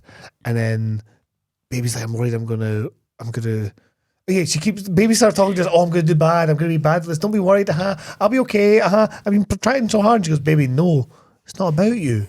I'm scared about, the abortion, the kid, everything that's happening. And then she's just like, oh, babe, bless. Like, you know, she's just like giving the most. Does not know how to cope. She's got, like, she's not giving anything to this girl. And this just reminded me of this very funny Tinder interaction that I had. So, like, matched with this girl once, and she was like, very much like, hey, if we matched, like, we should have some deep conversations. And then she went, tell me about a time that was really deep and meaningful to you. Yeah, she just sent me that, and I went, you know what? Cool. See, check, you know, her profile's got a long list of stuff. She's very clearly a communicative person. Maybe it's a little bit cringe to ask that right away, but fuck it, let's do it. So I gave her this really detailed, beautiful answer. Can't remember what I said, but it was really, really nice. Sent this paragraph.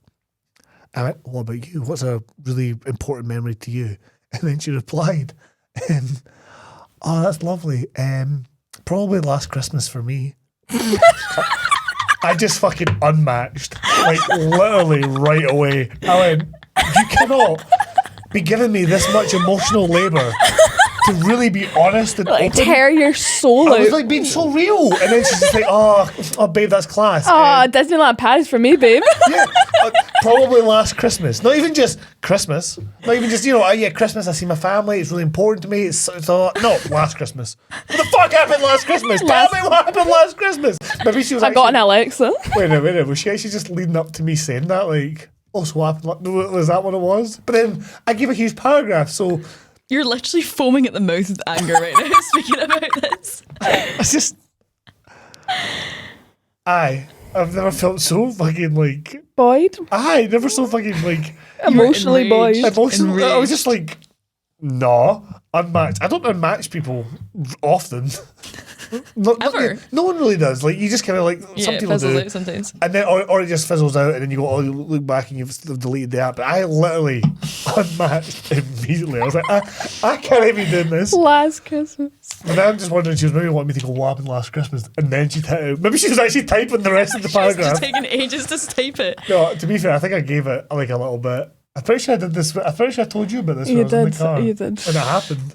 Right. So So- back to Dirty Dancing. I'm gonna speed up through this a little bit. So they go to the big dance. It's pretty fine. Like, it's not great. Yeah. They shit it on the lift. They don't do it. To be fair, like, yeah, they've only been doing it, practicing for a bit, Yeah. so it's fine. But as, But he's as, like- as I say, it's not that beautiful Yeah, image it's from not. your t-shirt. It's not that. But it's fine. Which Whatever. is a beautiful image, but see if you just look at her face, it's terrifying. It looks like the Radiohead album cover.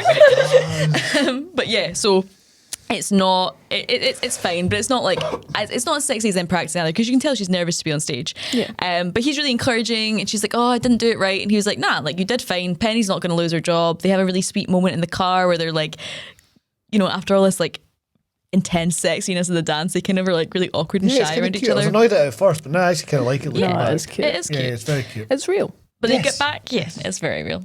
They get back to the place, and Penny is not in a good way. She's really looking unwell, and things have not gone good, and it's very panicked. So Baby runs out, and she goes and gets her dad, who sleeps with his medical bag by the side of the bed. And they immediately go in, and our dad's really good at dealing with the situation. And you kind of think like, oh, he's very accepting of everything going on here. But he does say who is responsible for her, and Johnny says, me, which I thought was very sweet, because he obviously, I think it was almost like an instinctive thing of like, I'm taking care of her, like Yeah. I'm responsible for her, but also maybe not wanting to embarrass her by, Totally. you know, and it was very, very sweet, but also puts him on the dad's vendetta list, Yeah. like forever. Of course. So, like, But that's what you would assume. Yeah. yeah. If someone's just had a botched abortion, Yeah, that's the clarify. We should In clarify their she's room. had the Yeah, yeah, abortion. she's had a botched abortion by some like random like street scalpel man. So can I This yes, is the direct go. quote. I have a direct quote about this, but go. And he's like, yeah, this was me. This is essentially what Johnny's saying. Like, I organised this and I caused it. And no wonder the Right. dad's like, stay away from my fucking daughter. Yeah, no wonder. You're a nightmare. Again, clarifications would have solved this. But yeah, no. Speaking of that, Hey, you know Robbie, the medical guy that you keep saying's class? He did this. He got her pregnant. He didn't pay for it. He's not supporting her. He's an arsehole. But I'm here to look after her because I'm her good friend. Wow, what a good guy. I'd love for you to be with my daughter. Yous are all great. You should hang out for the rest of the summer. so like The end. that sorted, Credits roll. done. That could all be solved right then and there, right in that situation. But also, I love I love, it's so insane to me how they do the subject of how these characters interact about this abortion around each other. You know, I was like, oh, looking after Penny, okay. So basically, like, when they first come in and first learn about it, you know, Baby, Swayze, they come in, and it's like, oh yeah, we got the dance covered, it went all right. Bit awkward between us now. How's Penny? How was the abortion? And then the cousin just goes, the guy had a rusty knife and a dirty table. A folding table and a rusty knife. And you're like why did you let him in? Why would you not think? Maybe no, man. Maybe someone else. Who's the next best up? How much can we get for $300? Someone phone Baby. Because of all this situation, Baby's grounded, which has no effect at all because she constantly sneaks out in the middle of the night to, as we now get to, hook up with Johnny. So I kept saying to Swanee, I did not realise that like they still haven't kissed at any point yet. They've nearly kissed so many times. But they have this sort of dance scene that we touched on earlier that, you know, starts off as dancing and leads to sex. And then... Before that, though, you have, like, Swayze just... Because he tries to end things first before they actually sleep together. Yes. Because he tries to end things. And the reason for it is he's basically like, I met your dad and he was so great, so I can't be with you. And so it's like I met a doctor once and I had an existential meltdown, so we can't be together. You're like, dude, what? Kellerman's brainwashing is starting to have effect. He's like, I'm a dancer. I'm nothing. God. I don't offer anything to this world. That's what this is. This is all just Kellerman's propaganda. He's like, your dad does great things. You want to do great things. I'm going to do fuck all of my life. And she's like, all right, man, just chill out. Let's go check. Yeah, which is what happens. And then the next day, Penny is like, what are you doing? Don't do that. And Baby comes to see him and they have this kind of awkward moment outside where I guess he is resolved for about 15 seconds that he's going to not do that again. And he like walks past her and she's like, Johnny. And he looks back and this is the time she made the face that you made earlier where you're like, what's she going to say? She says nothing. He sort of like gives her like a shite wee smile and then she gives him like a shite wee smile back and then they cut between them looking at each other silently, paces apart. And then it's the next scene. I'm like, that is the most uncool either of them have seen in this entire film. And just I can't like, love it. hi. Remember me? We had sex last night. Sexy was hot though. And then they have sex again, which means that like since Baby has gotten in trouble and grounded by her family, she's had sex for the first time and then again in the same 24 hours. Was that part as well, not the reason that they kind of made up and they had a wee cuddle and stuff like that was because Robbie came and started being shocking? Or was that later? No, that comes later. They have a lot of scenes like this. With when the timeline is. There is quite a lot of scenes where they just go up to each other and be like, we can't be together. Oh, yes, we can. No, we can't. It's a bit kind of Jack and Rose. Yeah, all about 6 minutes. A wee bit. Yeah, again, like Jack and Rose, all about 6 minutes.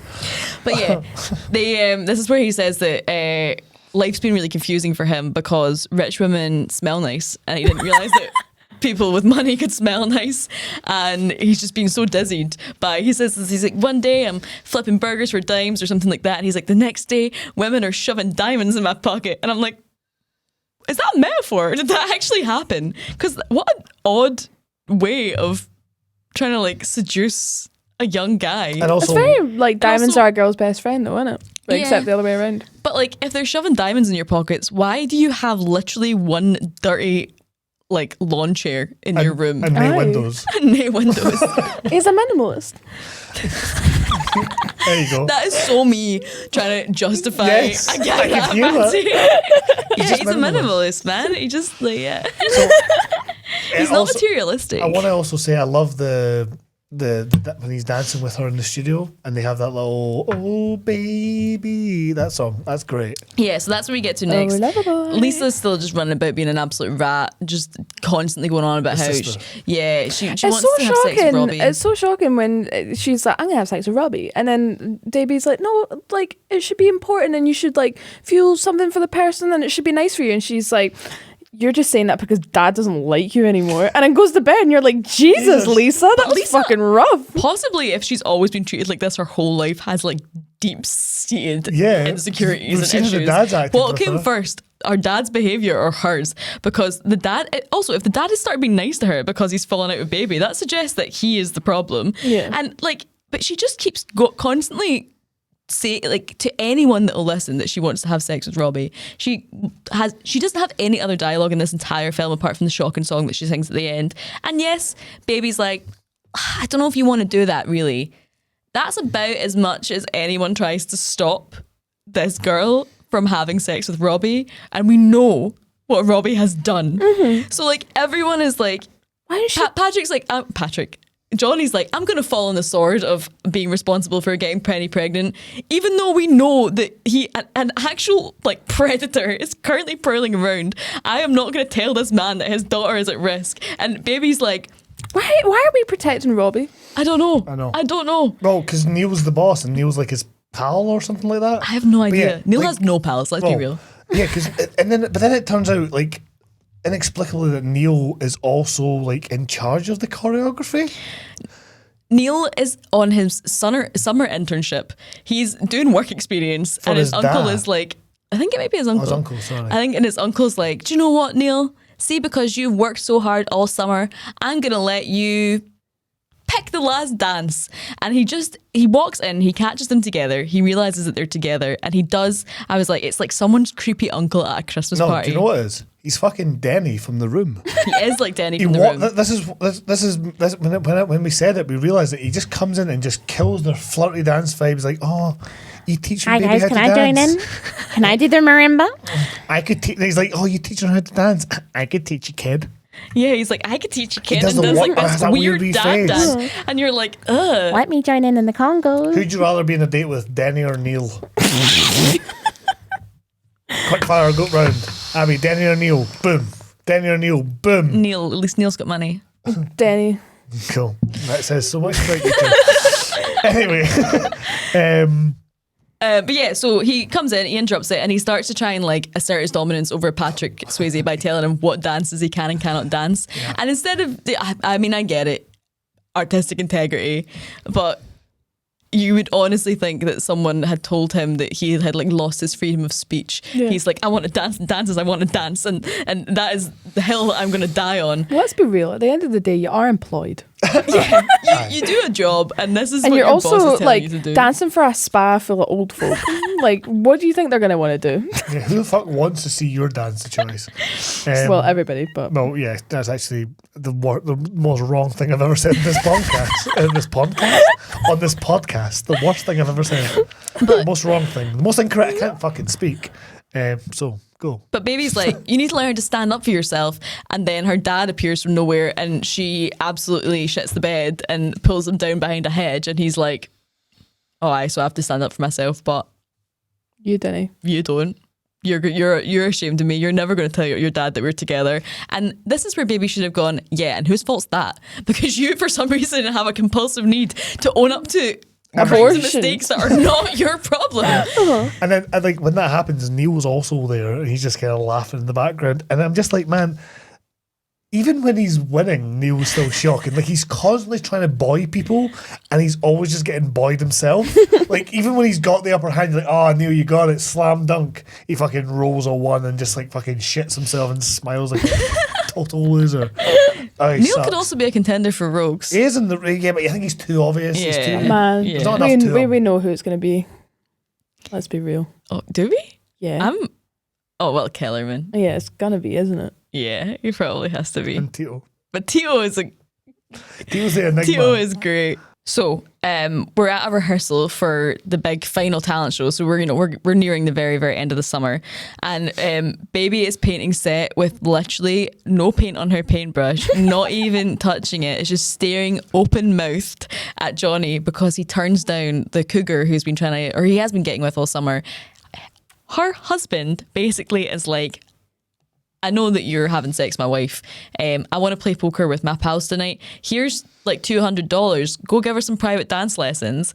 And he's like, Hooving them out. Like, actual prostituting him. Kellerman is prostituting Patrick Swayze in this film. And then It is fucking mental. I know, but that's what I said. And then the way he's done his nudge to the guys who run the casino, it's clear that they're going to try and fuck them over and exploit them there as well. So he's basically whoring these guys out, bringing these rich guys in, getting their wife shagged so they can come in and spend their money, which he's got set up that he'll get more out of. And he's a fucking monster. Cheek to give us a wistful speech at the end of the film about how the old ways are dying out, and I'm not into all these modern things. It just anti-prostitution.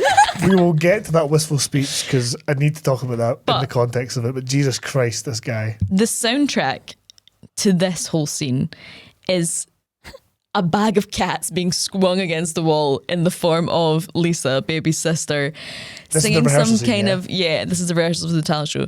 Singing some kind of it's supposed to be some sort of Hawaiian song, but it sounds a bit like yodeling and also just it's meant to be a Hawaiian. Yeah, that's why she's doing the whole kind of. She's got the coconut bra on and wavy hand thing. Oh, and she's going. It was a beat shack, man. It was a fucking beat shack. But it sounds like the fucking yodeling kid. Yeah, that's what I said. It sounds like yodeling. She's just absolutely killing your ears the whole way through this scene. It's just relentless noise from her. Fucking going for it. And it finally stops. Do you know she's like fucking Moira Rose in Schitt's Creek? With her little Schitt's Creek. Moira Rose has that could be seen as good. She's artsy. This is just a droning, horrible sound.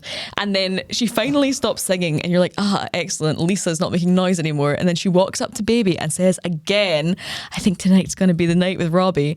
And Baby literally goes, I don't know, Lisa. And then remembers that Patrick Swayze exists, and forgets that that's happening, and just turns back to gaping at him for her sister is literally just see that evil man, I'm probably gonna lose my virginity to him, and she's like, on you go, man. Don't sexy man over there. What was I saying something? Honestly, that's it's ridiculous. There's a weird cut. Lisa is neglected, to be fair. Yes. Yeah. Can I just clarify how insane she is? So she's singing this shocking song, right? Absolutely working on it all summer at this stage, and going through it for 6 weeks at this stage, given the rehearsal time. It is just fucking cruel not to let her go on stage with that because it's so bad. And then she immediately just cuts into that, I'm going to sleep with Robbie tonight. She's just like, I'm going to shag this evil man tonight. But also, you've been saying it all summer, Lisa. Mm-hmm. Are you really? Mm-hmm. Or you just keep saying it. She keeps being like, I'm going to do it. And Baby's like, I actually have real problems. I have a lot going on. Honestly, right this now. film might have the biggest number of potential rogues that I've seen in any of our films list. Weirdly. Lisa, Kellerman, what's his Tito, Robbie, fucking Neil, even Swayze with his backstory. Even everyone. The couple stealing fucking wallets in Mexico. Which brings me beautifully onto next day at breakfast. Baby is being told by Kellerman that he's had to fire one of his... Can I give you the quote? This is our Kellerman... Classic. He goes, when you're a doctor and you like a patient and then you get sad because you got to give that patient bad news. That's not at all what he says. It's not. It's basically like that. No, so because that would be more related to the situation at hand. He says, when you see a guy and he looks really healthy and everything seems great with him, and then you get the x-rays back and it's a different story, as if he's maybe going to tell them, my heart problems come back, or it's something really serious. He goes, well, that's what it's like when somebody you hired turns out to be a thief. And it's like, how is that what it's like? How is that what it's like? No, you're right. You've described two completely different situations. I paraphrased it out of meaning. No, you're absolutely right. Guess what the fuck are you saying, Kellerman? How does he see He's relating it to the doctor, but the doctor's like, oh... That's not really a situation. Sorry, that was way too... He's not listening. No one's listening to Kellerman when he monologues.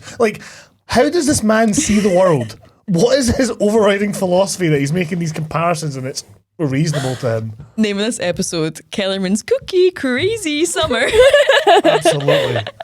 But yeah, so... But then that thought gets interrupted because Kellerman then freaks out about how a table's been set and he just leaves that thought behind. Who is this man?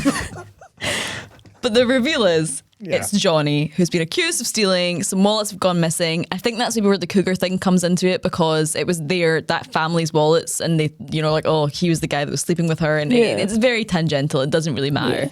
But Baby's very adamant that this isn't happening because she's obviously been sleeping with Johnny, so she's been with him. She knows that he wasn't sailing, but she can't say that in front of her dad because, you know, her dad's going to be pissed off at her because she's grounded, apparently. But she realises that he's going to lose his job, so she finally confesses. But baby spills the beans, dad's raging. Yeah, it's like, he is apoplectic. He is. It's like, Johnny didn't do it because I was shagging him. Immediately hard cut to dad having existentials by the beach. By the lake, sorry. Like, hilarious. It's so funny. He just, The dad's so pissed off that he just, like... he's fuming. He teleports from this. The dad's so pissed off he cancels the holiday. He's like, nah, we're going tomorrow. Dad, there's 2 days left. I don't give a shit. Cut to him like putting suitcases in the back of the car. That's the same. It's the same It was vibe. very last day of our egg vibes. Oh, it's so funny. But this is actually where I cried. Oh yeah, so this is the first time Swanee cried watching what is genuinely my favourite film of all time, and as is well documented in this podcast, I do cry at films. I love a cry at a film. I've never ever cried at this film because it's not a sad film. It's not one that necessitates tears. Well, Swanee cried twice at this. well, listen. It was just because she came up to the dad and was like, I know I've disappointed you, Dad, but you've disappointed me. And she was really going for it. And it was just his face. He just has this, like, he realises he's done wrong and he looks at her, she runs away, and he wants to reach out to his daughter, but he's like, oh. His lip quivers as well. Yeah. It gave me a tear. I turned to Abby and was like, wipe the slap. The slaps that you've been maybe seeing or hearing aren't just them hurting me. It's patter slaps. If I do bad patter and I get a slap, it was something I came up with last night and regret coming up with. Because I've been the only one who's been slapped. I think I've got a slap on one of the... Fuck, I don't care. Anyway, everyone's mad at baby, so she runs off to a pile of furniture in an abandoned room, which, like I said earlier, is better decorated than Johnny's living quarters. A cookie crazy, I've not got a money bed. Yeah, I get it, but there's an actual bed in there made out of like abandoned crates, and I'm like, who sleeps here? It's absolutely insane to me. But yeah, so she's like, you know, cry napping, and he comes in and he's like, thank you so much. What you did was amazing. I'm not on the hook for theft anymore. It turned out it was that wee old couple that we have occasionally cut to that don't have any backstory really or information. At some about point earlier in the film, it's like an old woman. She drops her bag. It's full of wallets, and she's like, "Oh, rubbish! This is all rubbish." And then she's like, "Is that what that was?" And she puts all the wallets back in her handbag, and then her husband comes out, and then they just leave, and then they get mentioned randomly, and then baby to her dad's like, "Maybe it's that old couple," and he's like, "What the fuck are you talking about? How dare you?" And it is. They're like wanted in Mexico. Apparently, they've been doing this at hundreds of resorts. They're Kellerman's worst enemy now. rogues. They're also such rogues. Aye. Because you said They're genuinely like in their 80s as well. Those are good to clarify. Yeah. So they are such good contenders. Oh my god, can we just call this Kellerman's Rogues Resort? It is Kellerman's Rogues Resort. Oh, I think that's a better name. Kellerman's Cooky Rogues Resort. Cooky Crazy Rogues Resort. Yeah. We're never gonna say We're it. gonna. I rip want the to power arse to the end of this because at least the last 10 minutes is just a full dance scene. Oh yeah. So, yeah, he's like, this is amazing. Thank you so much. And she's like, so you got to keep your job? And he's like, no, because you did admit that we've been shagging and that's against the rules. Like, 30. famously so. So I'm still fired. But you've stood up for me and you told your dad that we were together 5 days before you leave and never speak to me again, presumably. And that really means a lot to me. No one's ever done anything like this. And she's like, well, this is shite. She was like, what was the point in so this? it's all for nothing. He's like, no, baby, no, you can change the world. You can. Look, a little bit on the nose, but it is a good summation of the themes, because there was points where he was like not believing that could happen and making fun of her for it, and now when she's actually giving up on it herself, he's like, no, baby, you can do it. So I quite like that. I was like, oh, we're getting... Yeah. She's only love can make one slightly rotten dance routine and admitting to your parents that you're with you to seem like the capabilities of a world-changing person. That's the rules. That's the message that's being communicated. America's future humanitarian. There's a war-torn country. They're like, get baby on the phone. We need some crisis resolution here. Let's get baby She'll on the teach phone. them the tango. Baby, how do we solve this food crisis? Have you thought about dancing on the problem? Oh, we didn't. Oh man. But yeah, so as you say, So, that last 10 yeah. minutes is great because it is just a lovely big dance sequence. And they have a sad goodbye to She's Like the Wind, Yep. which is Patrick Swayze's Robert Pattinson in Twilight moment. He actually is the singer of the song, and the lyrics to it are ridiculous. And I was listening to it on repeat in work yesterday, like literally on a loop for like 3 hours. And I thought, oh my God, what if other people can hear this? So I was like working on my desk and I just snatched my AirPods out of my ear and went, I am listening to She's Like the Wind by Patrick Swayze on repeat. Oh God, Abby. Just wanted to acknowledge that in case it was audible to anyone else. I just felt like I should probably address it, and then everyone's like, nah, I couldn't hear it. I was like, okay, They well, wouldn't that have was... known. They would have heard that. Went, ha ha ha! Dirty Dancing fangirl over here. Like, it wasn't Dirty Dancing fanny. That's what you are. A dirty you're a dirty dancing fanny. That's fucking horrible. You're a dirty fanny. You're a dirty fanny that dances. Grow up. Anyway, You're not. Patrick You're- Swayze leaves in his smashed up car, This fucking rain-logged car. and then they have the final dance sequence, and then they have the last Kellerman ritual going on of the yeah. night. Yeah. So, right, now we come to, in my opinion, the best scene in the whole film. Tito, our compere guy in the suit, very old guy, looks like a ghost in the back of the cabaret. Tito Suarez and Kellerman share the best implied narrative ever. Where they're basically, Kellerman just kind of looking out over it all with a wistful tear in his eye, being like, you know, how long have we done this, Tito? He goes, oh, too long, Mr. Kellerman, oh, way too long. All the way through the war, all the way through the strikes, you know, just kind of giving all depression. the depression. He goes all the way through the war where... The depression. It's the 60s. Fine, it's not the 80s. I'm going to say, how fucking old are these guys? No, but yeah, through the war, through the depression, you know, it's just been me and you. And, you know, it's just, now everyone, all these kids, they're going away to Europe now. That's where they want to go. The business is going down, you know, we just want to get them here. But it's beautiful, and we'll keep doing it, won't we, Tito? Yes, we will. It just feels like it's all ending. And it always gets me. I'm like, oh, summer's over. It's an amazing scene. It is. It's, That does not belong in this fucking Kellerman's characterization. Like, honestly, he was my rogue before this, but then see, as soon as there's like this 10 out of 10 fucking brilliant scene about the wistfulness of Pat, I was just like, But he talks to Tito as if like this man Hilarious. doesn't have like, because I think again, I think Neil's his nephew. Like this man doesn't have a wife or children. Tito is like his soulmate, kind of.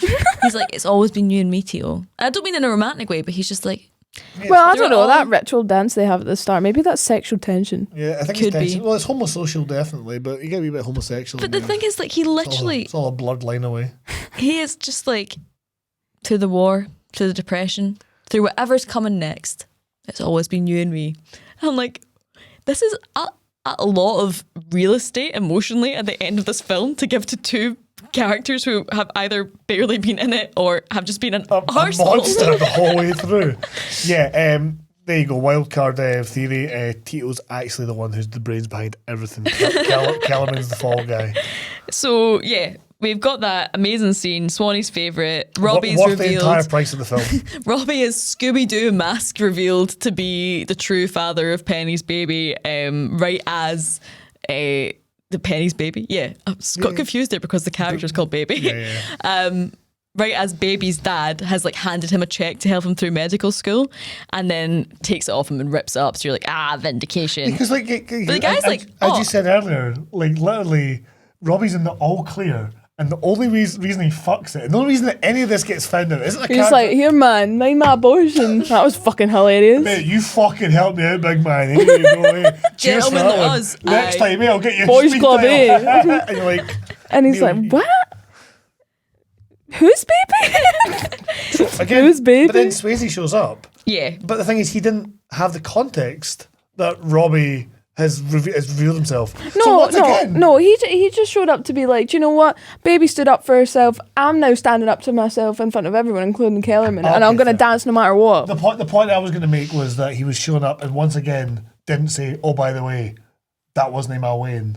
I didn't do that. Do you know what I mean? Once again. They do have that They conversation. do. The revelation's had right at the end, but Yeah. we get the iconic I've had the time of my life. Great. Dance. They do It's the lift. Brilliant. They do the lift. Everyone joins I'd in. forgotten about the choreograph. That was my favourite bit when he starts going down amongst everyone. I really don't know. That was just it's so just cool. brilliant. It's amazing. It's just honestly, You wanna 'cause be there. When you said like, why is this the best film ever to you? I'm like, because I'm just enthralled by all of this. I'm just so there. It's no I'm sleazies. on board. It's not sleazies. It's not that point. I'm just like, this is it. It captures romance. It captures summer. It captures a vibe and a feeling. And I'm like, oh yes, I want to be there. I want to be those people. But I'm also so glad that I'm watching it from where I'm sitting. Like, I love this film. And that dance scene just ties everything together really beautifully. You do get a moment where the dad says to him, look, I realise it wasn't you, and when I'm wrong, I'll admit that I'm wrong. And he turns to baby and says, you looked fantastic dancing up there. Is that when I cried again? Yes. Yeah, it has to be. It's almost done. Then they cry at Kellerman. But you also cried at the final shot of them, because you were like tying it into emotional romantic moments in your past that you related to. I don't think that's why I cry. I cry. It's more the dad. It was the dad and her. You were But no, already crying But then when I it got to realised, because I got this moment with it, I was like, I had a tear. I wasn't bawling. I wasn't in the Titanic. I had a little tear, and I was like, oh, this relationship with the dad and daughter is great. And then just when they were having that little dance and, like, being in love with each other and singing, like, mouthing the words to each other as everyone else is dancing around them and they're expressing their love, I was like, man, that's really weird. I can actually relate to that. That's kind of cool. Oh, amazing. Yeah, it captures it so well. I was like, actually, it made me feel more life affirmed that I'd experienced something kind of similar to that at one point. Yeah. Just telling someone I loved them when we were dancing at something. Very lovely. It's like the greatest romance film of all time that doesn't have a tragic or like really sad ending. It's there's a so happy good. ending. But it doesn't feel like kind of cheapened by that. It's not like, oh, and they all lived happily ever after, and it's like, oh, it's like it lacks that emotional like depth. Yeah. It just it's so good. I love this film. This is why it doesn't need a sequel, because I don't need to know No. anymore. I just need to know that it's summer and that they're in love and they're going to be happy forever. I don't want to do a Mamma Mia 2 where they're like, oh, feel good, fun, dancey film, come I back don't for want- season 2. Oh, the main character's dead, and this Yeah, film I is all don't about want us Johnny mourning Castle to them. die. No. That'd be Do shocking. you know the only person that Who are doesn't... they going to get to be the new one? Patrick Dempsey again? Like, no, we're not doing this. The only way, even then, they'd probably maybe do it like he died and he left baby something. And I don't want it. It's nice. It's summer and I'm happy. And I like dance. I agree. I want to dance. It would be really funny if they didn't actually explain its absence by killing him off, and they just came up with loads of cartoonish reasons for why he Why wasn't wasn't showing available up? that day. Also, yeah, everyone, you're saying that everyone's happy and everything's sorted, but then there's one person that isn't actually happy at the end. Kellerman. So basically, the final dance, Tito was loving it. Of course he does. He's dancing away, doing his weird little cabaret ghost performance. Fucking Kellerman just canny. He's just scowling. And he tries to get into it by grabbing a couple of votes, trying to get an old woman to come up and dance with him. And they go, nah, fuck you, and start dancing with each other. And he's just like, wah. So, well, fuck him. But like, this is the man who's trying to modernize and like, but he just hates dance. Yeah. Like beyond. Why is he dedicated his resort to dance lessons then? What the Why fuck? can't He knows it sells the most, but happened? do you know what it is? Do you know what it is? He can't dance. He's me. Kellerman He's me can't that dance. actually Kellerman's lived. us. And he's like, fuck dancing because I can't dance and I can't look as good as these guys, so fuck them, they can't dance, and that's it. They're not allowed to shag and they're not allowed to do sexy dancing because I can't. If I actually died and went to the heaven, which is the barn in Dirty Dancing, would I just be Kellerman? Would I just be walking about being like, actually, this is shite. I can't do this. No, he's literally the Richard III of this. Because Relatable reference, man. right. I'll just know, make it. Anyway, that's the film over. Yay! Yeah, so how do we think? Thoughts then? Abigail? I give this a 9. No, obviously I give it a 10. It's my favourite film of all time. I sold that one. I couldn't even keep a straight That's face. what I was I like, love what this you doing? I film was so like, what's much. she doing here? No, yeah, obviously it's a 10. It's my favourite film ever. What would you give it? I would give it an 8. I would give it an 8 because it's not one that I necessarily go back to all the time, but whenever I do watch it, it's very feel good. It's just like really, really romantic and feels really real, and all their chemistry. Even though they hate, I'm so surprised to hear that they hate each other because their chemistry is fucking on fire. It's amazing. Sometimes that You helps. see one of the sequences when they're like Do you know when they're trying to do the poses and then she keeps laughing and you're like, oh, that's actually just outtakes. Really? He was Yeah. getting fucking raging. Because she Abby kept told me giggling this. because he's like stroking down her arm and she kind of like giggles and he is like, You're watching it, it's like, so come on. funny. Swanee's baby and Johnny's us doing the lost episode of the podcast. Baby's giggling away, having a great time, and he's like, "Are you for real?" Legit. Yeah, so I'd definitely give it an 8 because it's really high in my estimations. It's not a 10 because it's not like one of my faves. And yeah, it's an 8. I'd say Yeah. it's an 8. I'd also give it an 8 out of 10. I really, really like this film. Oh, and the music. The music's incredible. The soundtrack Mostly. really makes it. This is my caveats for not giving it higher. One, definitely could have cut 10 minutes out. I think if you had 90 minutes, if that was 90 minutes... You're going to say that on your fucking deathbed. I could have cut 10 minutes off my life. No, The honestly, gravestone. you could cut 10 minutes off my gravestone and just give it a wee bit of a scab at the end. And you'll always remember that scab. Give it a Just can't- scab. honestly, I there's like like the that. scabbiness at the end. You know engraved it properly because you had to cut 10 minutes out, so you didn't get part of it done. So, The most unreasonable critique we could ever give anything is that it could have been 10 minutes shorter well, from me. from this podcast. Oh yeah, fair, fine. But this isn't a multi-million-pound fucking production. So Aye, fucking but you're the one pay your editors. speaking. Oh, you know what? Actually, you're the ones that are editing it, so just edit it better. You know. What, I so am cut out joking. more of you? Aye, don't. Fucking, please. I will. Right. No. 8 out of 10. Really like the vibes. You absolutely captures that summery vibe. I love that it's just a whole fucking cavalcade of rogues. Everyone's fucking up to nonsense. I was saying this to you. I really like a film that has a premise, but then also just has its own little world that is tied to the premise, but is also just its own thing. Like all my favourite films do that, like, or some films that I really love. Even different genres, like The Exorcist does that. It just has a film set that people are hanging about, and you know you're in the medical centre, and it's just like that's not related to the plot, but it's tangential. It's like just getting a location and just really characterising it and filling it with people. I really like that. My only criticisms, don't like Hungry Eyes. That knocks a point off. Well, that and then a couple of other the 80s inspired soundtrack. I'm just like, fuck off, just give me 60s. She's like the wind. I don't like the 80s as much. through my tree. Yeah. The 80s is probably my least favourite decade musically, artistically. I don't want to get into why you hate Mate. the 80s again. and Who the and fuck thinks and that? politically. Well, it's more the politics of it that really fucked me over because that just influenced everything.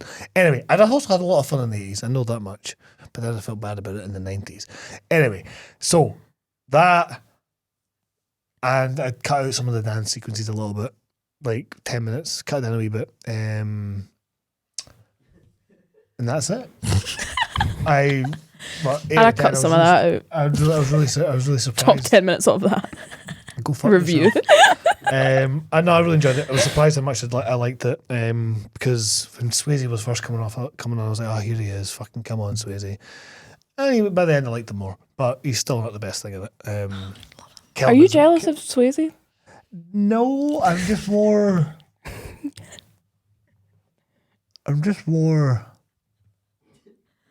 He just seems like he's pissed off all the time. It's like, mate, fucking cheer up. I think it's called being brooding. Look it up. Yeah. And maybe, but you know, no for that character. It worked well with Johnny Utah. Fucking loved him as Johnny Utah. He's not. What? Patrick Swayze's not Johnny Utah. Oh, sorry, what's his name? Bodhi. Bodhi, sorry. It's just because we said Johnny earlier. Yeah. Got confused there. Only gave that film a 7, so apologies. I did forget details. That was meant to be funny. So, no, I liked him and I loved him in that. So Great. Go fuck yourselves. Reviews wise, at the time, it wasn't actually that highly rated. It was obviously it's now become kind of a cultural landmark. But for example, Siskel and Ebert, like they were doing all their shows, they do the thumbs up, thumbs down. Siskel gave it a tentative thumbs up. He quite liked it. He really liked Jennifer Grey's acting and her character development, but Roger Ebert actually gave it a thumbs down. He said the plot was terrible, called it tired and relentlessly predictable story of love between kids from different backgrounds. Okay. I think that was the point. I think it was meant to be a very simple, as we say, a very simple story, well told. Why is it that people have to have depth to their stories? It really pisses me off that everybody's criticism for a film that it hasn't got a lot of emotional trauma and depth is that, oh, this wasn't like gutting enough for me. Yeah. Like, why can't a story just be a story? Sometimes, you know. No, and if you want to read into it, go ahead. It's so accessible. I used to watch this film when I like had my first boyfriend and we had to spend like summers apart. I would like watch this film every time before I went to go see him in the summer because I was like, oh, I understand these emotions now of young love. And it's like you had a relatable moment with it. It's just Whenever the car moment happens, when we're like they're looking back at each other, I'm like me and Cameron watch them and we're like, oh, we used to do that when we were on our first dates, you know. Like I would rather not have a complicated story with like really deep, specific emotional entanglements to it. I would rather have something that's like there's something that everyone can relate to in this. And what is a tentative thumbs up as a film rating system? What does that mean? Also, like if you're gonna review a film, like why you can't just criticize it as being like I didn't like this plot isn't for me. Like that's not a valid criticism. Yeah, you need to actually say this bit was shite. To be fair, I am just reading off the Wikipedia what Ebert read. Reading it more, he just kind of said a bit more like, hey, I love this part, I like this part, but ultimately I think the story could have been better. It was too cliched for me. But I think he said this at the time. This was 1987. I think given that it's clearly stood the test of time, it's now stood out. At the time, he's reviewing every single film that you see, and this one comes along with a similar plot to others. Other people, however, aren't watching every single film you see. They go and see this one, and then this one becomes the cultural one. So, like, what's her name? And a really good. So you still got some like in New York Times at the time. They were saying stuff like a prosperous, bursting with good intentions, a sort of US inflected Camelot. He was just really enjoying the kind of silly vibe of it all. Fine. But this one I thought was cool. Retrospective reviews start to get really good with it. And it also relates to some of the positive reviews it was getting at the time. This girl, what's her name? Irene Carmen from Jezebel, she was saying she was calling it the greatest movie of all time. So there you go. And it's a great, brave movie for women with some subtle, retrospectively sharp-eyed critiques of class and gender. And this ties me into the big thrust this was getting. Abortion rights advocates have called this film the gold standard for cinematic portrayals of abortion because it's compassionate. So what's her name? Author Yanis, I'm going to mispronounce it, Zoumikis. She described it as a compassionate depiction of abortion in which women seeking an abortion was not demonised with the primary concerns being her health, blah, blah, blah. And it's like preserving her capacity to still have kids at a future time rather than the ethical dilemma that might or might not inform her decision, a portrayal that's not necessarily available in current films. Basically just saying it wasn't heavy with it. It just presented it as it was. I don't know how you guys feel about that, but I think that was a pretty... Yeah. No, I would say it's the same. Absolutely. 100%. Yeah, and considering the fact the film's getting on in its years, it's pretty impressive. Goddamn. Yeah, I was watching it, I was like, oh shit, this must have got some pushback at the time. And like, there's clearly there's some stuff about like some conservatives at the time saying stuff, but fuck them. Yeah. They were wrong. Yeah. And I just think it's pretty good. And it's also a big thing it says film drew adult audiences instead of the expected teen audiences. This was what the big surprise was. They thought this was going to be a film for kids. But it's adults that really latched onto it, which makes sense because they relate. They have nostalgic for it. My mum was because looking back, my mum was a dancer at this time. She was 1987. My mum was a dancer.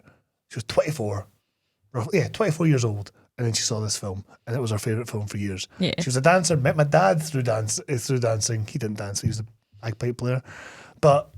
You know, you can totally see her. He was the piper. That's very, very sweet. But just in my head, there I was like, "Oh, and they met because they were dancers." And then it kind of was like, I was like, imagine like filling that in, like the hard cut to that was just comical. I was imagining a kind of Patrick Swayze, like Jennifer Grey type scenario, and then your dad's just there playing the pipes. I had to undercut it and make it Scottish as fuck. I'm sorry, guys. I love that. No, it's nice. It's really sweet. It's so sweet. I love it. It's really, really sweet. As we're talking about it, I was like, oh shit, that's why it's my mum's favourite film. Probably. Of course. It's really cute. That is sweet. Love that. Aye. Doesn't he listen to this, does she? No, maybe. But aye. So do we kind of...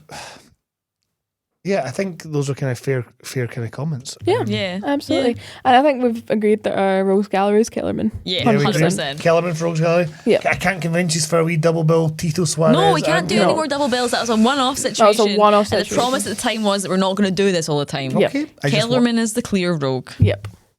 And We that's- can't do it. And that's how good. 2 episodes that's later. How good. That's how good a rogue Tito is. He's such a good rogue that he puts someone else as the fall You guy have for to have the rogue. last word all the time. And on that note, thank you so much for tuning into this episode of the Story I Don't podcast, where we've covered Dirty Dancing. We'll be back next week with a film that is yet to be determined. No, it has It has been. been decided. It's been decided? I will be getting Okay, the final word reveal. once again. The film that we'll be doing next week for a nice little tonal shift is Highlander. I don't know Another- anything about it, so I'm another- very excited. it's an Slight 80s film. comment about it. I was asking my mum about it on the phone yesterday, and I was like, "Is that the one with like the Scots guys and the aliens?" And she was like, "Well, there's no aliens." So It's something. it's So something. But Tune in next week for more of a discussion on that. And it's another 80s film. And yeah, it's great. right. Oh, right. Oh, come on, man. Try again. The Ah, end. fuck's The sake. end. I just want to talk to my pals. Jesus fucking Christ. Bye.